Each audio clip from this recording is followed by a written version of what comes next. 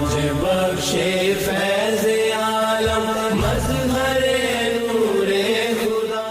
اسلام کی تاریخ میں اولیاء اکرام رحمۃ اللہ علیہ نے اپنی تعلیمات سے معاشرے کا رخ روحانیت کی طرف موڑنے میں زبردست کردار ادا کیا۔ برِ صغیر پاک و ہند میں ان کا ایک کردار اور بھی قابل ذکر اور تاریخی اہمیت کا حامل ہے۔ بلا شبہ حضرت علی بن عثمان حجویری رحمۃ اللہ علیہ المعروف حضرت داتا گنج بخش ایسے ہی جلیل القدر بزرگ ہیں جن کی تعلیمات نے ہزارہا بھٹکے ہوئے لوگوں کو راہ راست دکھائی۔ عوام میں آپ داتا گنج بخش خزانے بخشنے والا کے لقب سے مشہور ہوئے۔ آپ کی ولادت افغانستان میں ہوئی۔ آپ رحمۃ اللہ علیہ نے ابتدائی تعلیم غزنی میں حاصل کی اور پھر مزید تعلیم کے لیے حجاز مقدس کا سفر کیا۔ اس کے بعد آپ نے شام و فلسطین، عراق، فارس، خراسان اور ترکستان وغیرہ کا بھی دورہ کیا، جس کے دوران آپ رحمۃ اللہ نے سینکڑوں مشائخ اور علماء سے ملاقاتیں کی اور کسب فیض کیا۔ صرف خراسان میں جن مشائخ سے آپ ملے ان کی تعداد 300 ہے۔ ان کے بارے میں آپ رحمۃ اللہ علیہ فرماتے ہیں کہ میں نے خراسان میں 300 اشخاص ایسے دیکھے ہیں کہ ان میں سے صرف ایک دینی اور روحانی عظمت میں سارے جہان کے لیے کافی ہے۔ آپ رحمۃ اللہ سبحانہ و تعالیٰ کے دین کی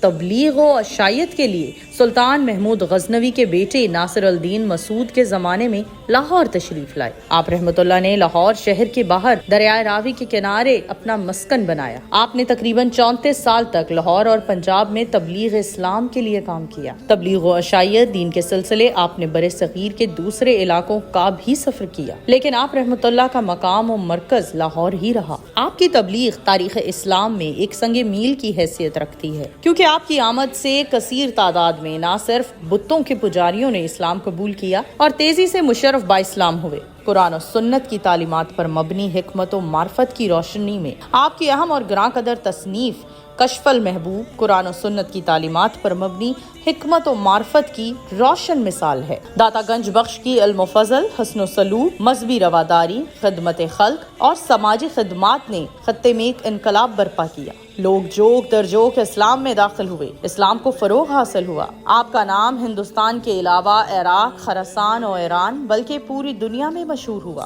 اس کی وجہ یہی ہے کہ آپ نے اپنی قابل قدر تصنیفات، اپنے علم و فضل، اپنی عملی زندگی اور اپنے اعلیٰ اخلاق حمیدہ سے ایک عالم پر اپنا سکہ بٹھایا۔ ایک طویل عرصے تک اسلام کی خدمت انجام دینے کے بعد آپ اس دنیا فانی سے کوچ کر گئے۔ آپ کی وفات کے 8 سال بعد غزنی کے سلطان ابراہیم نے آپ رحمۃ اللہ کا عالی شان مقبرہ تعمیر کیا، جو وقتاً فوقتاً بعد میں نئے سرے سے تعمیر ہوتا رہا۔ جب حضرت خواجہ معین الدین چشتی رحمۃ اللہ نے اجمیر کو مرکز بنا کر ہندوستان میں اسلامی تعلیمات کو پھیلانے کا ارادہ کیا تو آپ رحمۃ اللہ اجمیر جانے سے پہلے حضرت علی حجویری رحمۃ اللہ کے مزار مبارک سے متصل ہجرے میں 40 روز تک مصروف عبادت اور اعتکاف رہے۔ اس کے نتیجے میں آپ رحمۃ اللہ نے اس قدر روحانی فیض حاصل کیا کہ آپ کا نام پوری دنیا میں روشن ہوا۔